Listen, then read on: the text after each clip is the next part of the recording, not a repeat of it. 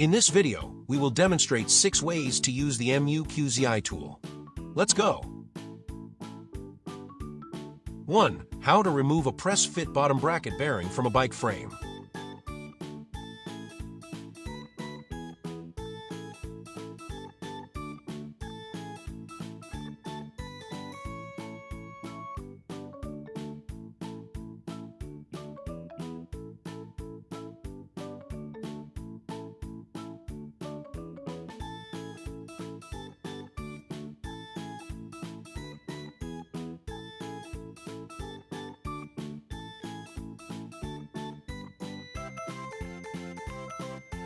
If you like this video, leave a like and subscribe to the channel.